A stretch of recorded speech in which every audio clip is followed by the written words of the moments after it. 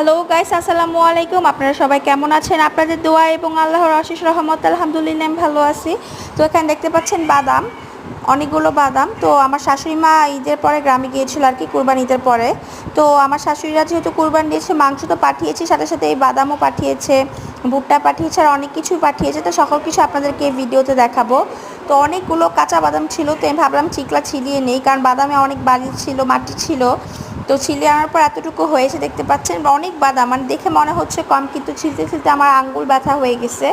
আর এখানে দেখতে পাচ্ছেন হলো সিমের বিচি, এটাকে আমার টেলে নিতে হবে।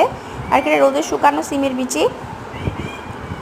আর এখানে দেখতে পাচ্ছেন ভুট্টা, আমার শাশুড়ি আরও অনেক ভুট্টা পাঠিয়েছিল, তো আমি খেয়ে ফেলছি ওগুলো, অনেকগুলো পুড়িয়ে খাইছি, এগুলো ভেজে খাবো তাই ছিলিয়ে নিয়েছি।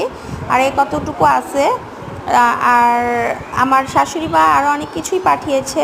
এখানে দেখতে পাচ্ছেন জাম, আর দেখতে পাচ্ছেন হলো করম চা। এটা হচ্ছে হলো গাছের অর্গানিক করম চা। এই করম চাটা হলো টক টক খেতে, যারা খেয়েছেন তারা চিনে থাকবেন। তো এই করম চাগুলো বেশ সুন্দর টসটসা, আর গাছ থেকে পাড়ার ফলে এখনও কষ লেগে রয়েছে। তো যাই হোক, এগুলো লবণ দিয়ে খেতে বেশ মজা। তো আপনাদের সাথে আজকের মতো বিদায় জানিয়ে আজকের ব্লগটি শেষ করছি। তার আগে কিছু কথা আপনাদেরকে বলে নিই, না বললেই নয়।